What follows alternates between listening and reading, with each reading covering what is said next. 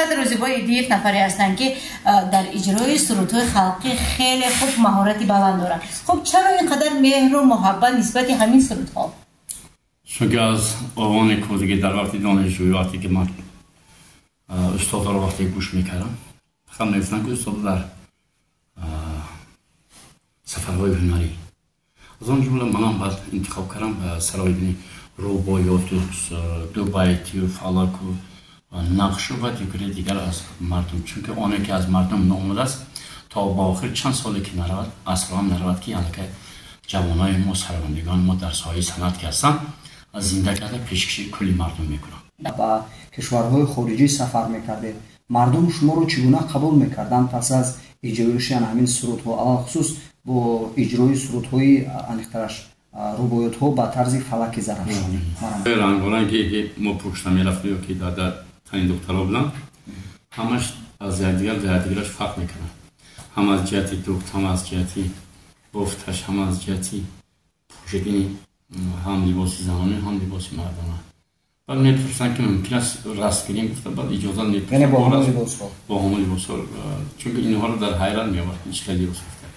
چون وقتی که سفر میکنیم در انسامبل فلک مردم تماما از تمام مناطق که هستن هم با لفظی گوزن، هم با لفظی سرودخوانی، هم با زبان شیرین مادری وطن عزیز ما که ما وقت در مملکت خارج کو در حیرت میمونن که این چه خیلی واسه شد که همش فرق میکنه از یکدیگر است.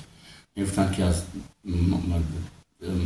وطن‌های جداگانه ما گفتیم همش وطن تاجیکستان عزیز است. یعنی از جهت فرهنگ، از جهت تاریخ و تمدن ما مردم تاجیک خیلی خیلی بوی هستیم و به دلیل همین گفته ها یک پاره از یک سرود فلکی پیشنهاد شنونده و بیننده میگردونیم. سپس باز صحبت خود رو ادامه میدیم. خندم که با خنده گل کنی جنونه، گپای من قبول کنی جنونه، یه صد بار برای تو میکنم من حاضی، یک بار اگر وصول کنی جنونه داماد.